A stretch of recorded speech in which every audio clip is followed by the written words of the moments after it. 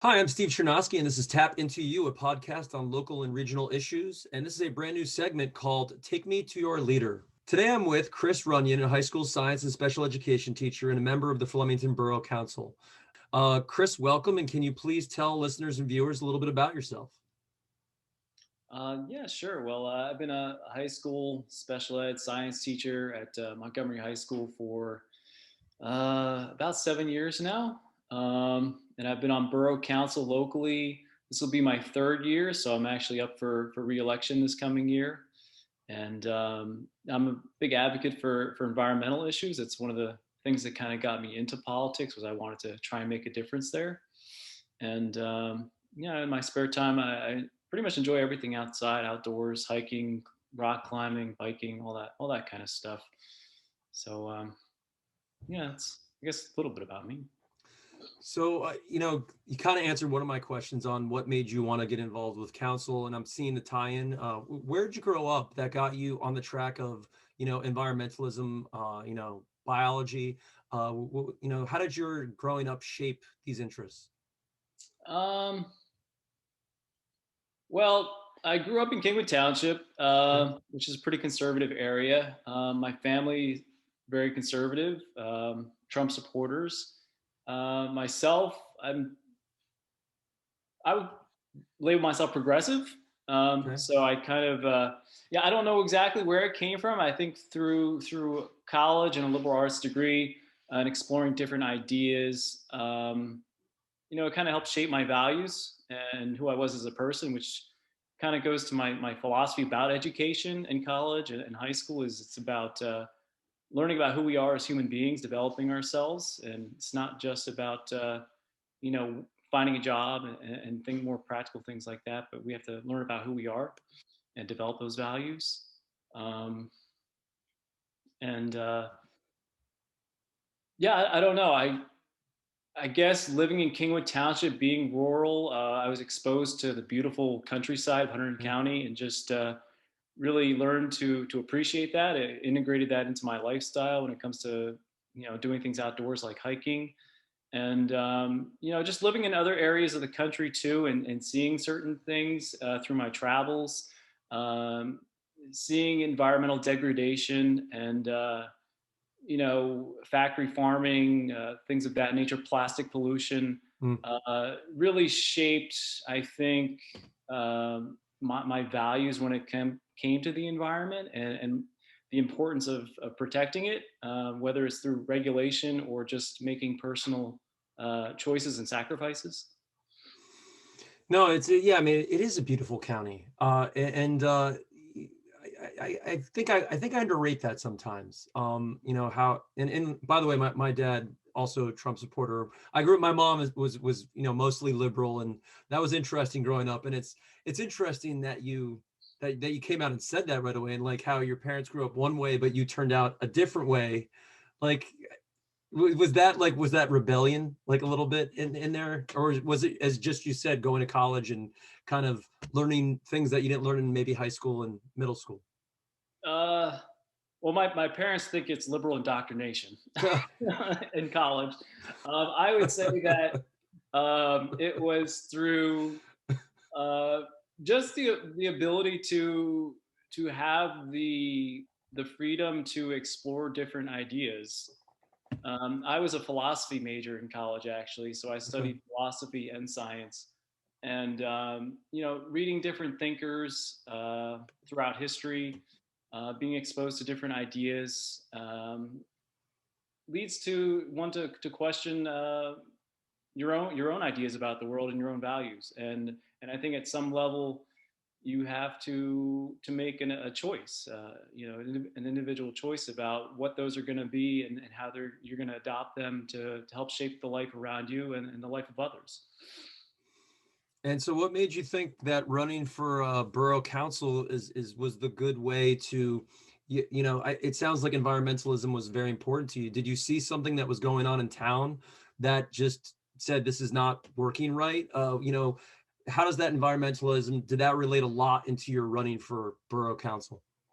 Yeah, it was a factor. I think the bigger impetus for me personally was was seeing what was happening at a national level, in terms of just the general lack of representation I feel is going on in our country when it comes to our elected representatives, representing the people they're supposed to represent, and the campaign finance system that kind of enables elected officials to, in some ways, have to represent their wealthy donors and corporations, rather than working class people like me and yourself.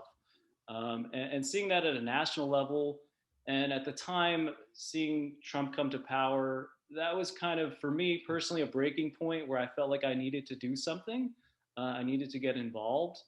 And, democracy is only as strong as people who are willing to participate in it. And at a certain level and a certain point, you can't just keep complaining about it and feeling bad about it. You have to actually get out there and participate and try and make a change for the better.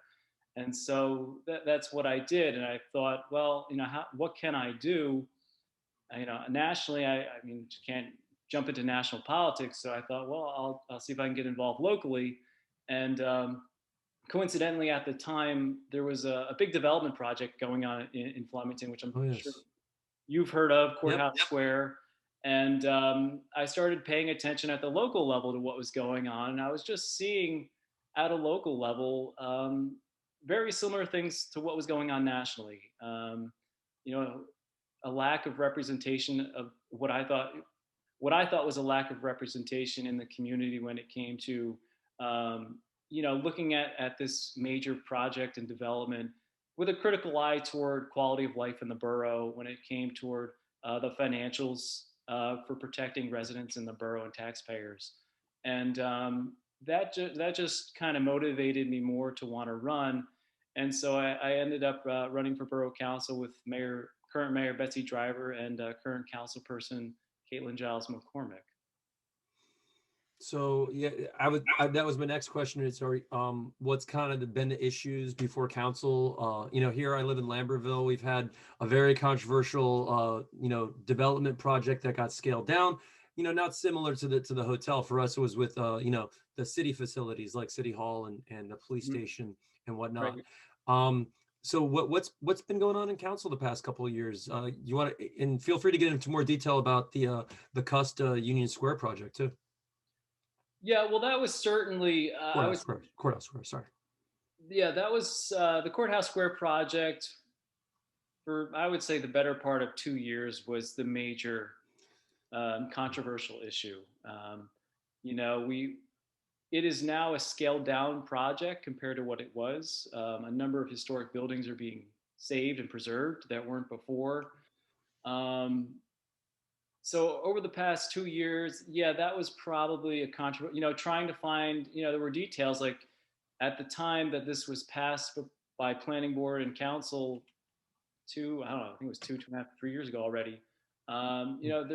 There was no place, there was no real thought or consideration, in my opinion, to where the police station was going to go, and that was, and because the police station is located on that site, and so our Yep. police need somewhere to go, and we were looking at possible locations that were going to cost upwards of, I heard estimates of between $4 and $8 million. Yeah. And that's a heavy hit for a borough that's I think 4,500 residents approximately. But more important statistic is the lowest median income in the entire county. Hmm. And so how do you pay for that? And fortunately, we were able to not have to relocate the police, and they're going to be staying in their current building on the site, and it's being Okay. accommodated within that development. So we're able to kind of dodge a bullet there, if you will. But there's been other, I definitely would say I have been there. Right now, there's 5 Democrats on council, 1 Republican, and a Democrat mayor. And I think I've been, over the past 2 years, kind of, I would describe the lone uh, dissenting vote on some issues.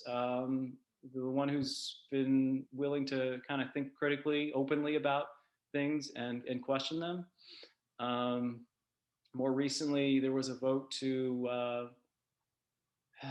gosh, well, just keeping with Courthouse Square, I wouldn't say there was a vote, but there was an opportunity to require sustainable infrastructure, sustainable features on the Courthouse Square project. And, I was an advocate that we should require the developer to do that.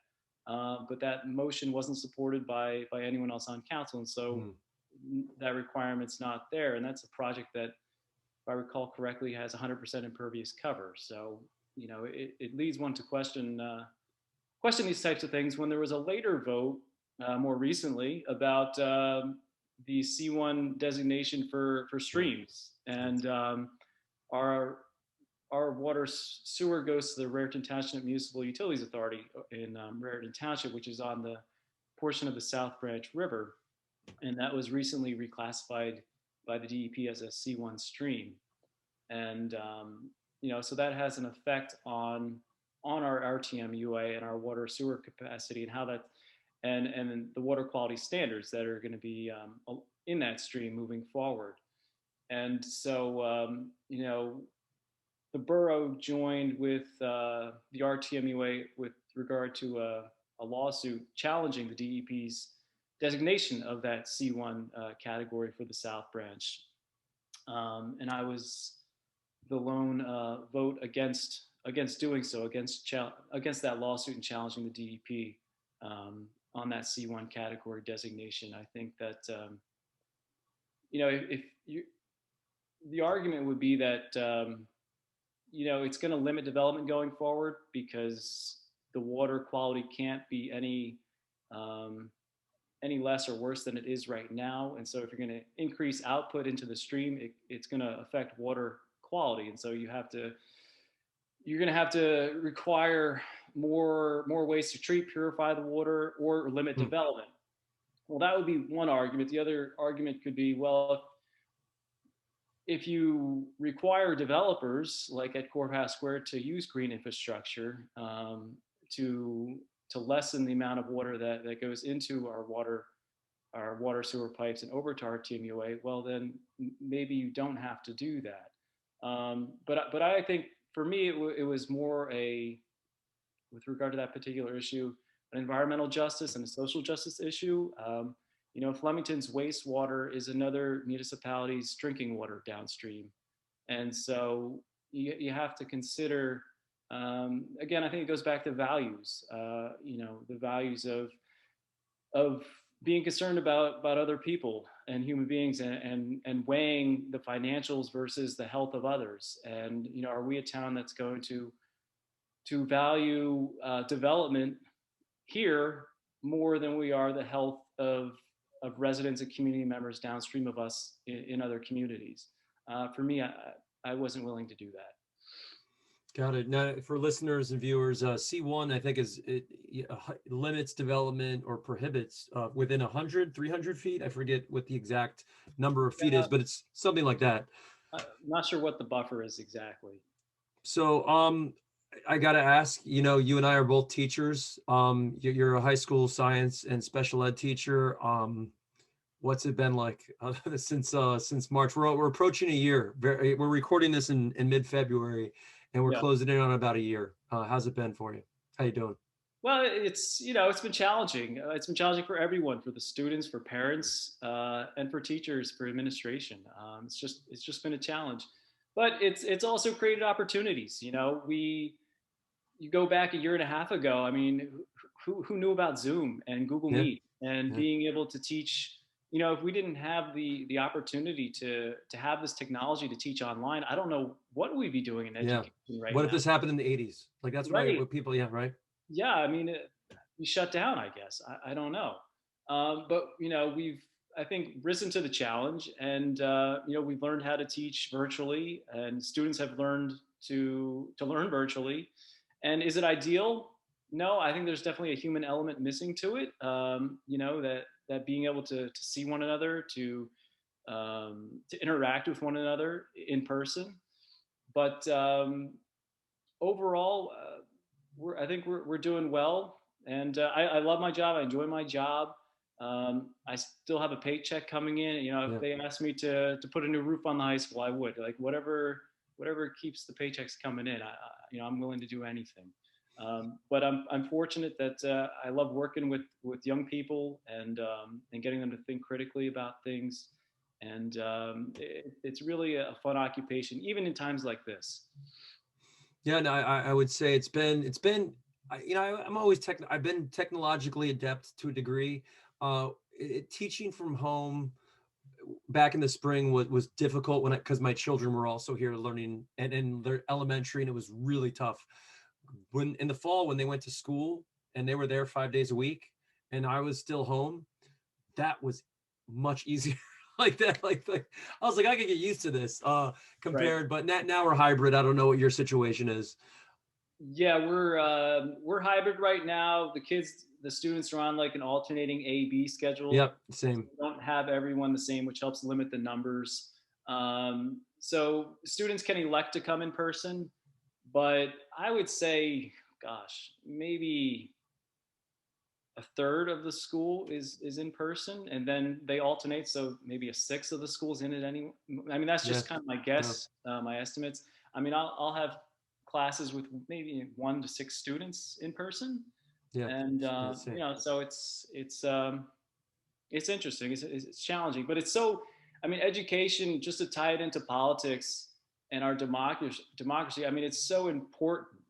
I think a lot of people don't realize that, and kids don't realize, why are we in school? Why is education important? And they really struggle to answer that question. A lot of people say, well, it's so I get out, make money, get a good job, buy nice material things, and yeah, that's part of it, sure. But the real reason we have a public education system is just for our democracy. That we can't have a democracy without an educated citizenry going to the Yeah. ballot box and making critical, educated decisions for themselves and for others. And so it's really important, despite the challenges, that we keep moving forward, and we keep meeting them, and we keep learning and growing. Well said. So I'm Steve Chernowski, and this has been a Tap Into You, Take Me to Your Leader segment. Today, again, Chris, thank you very much for joining us. I really appreciate you being here. Yeah, absolutely. Thanks for the opportunity. I enjoyed this joint talking with you.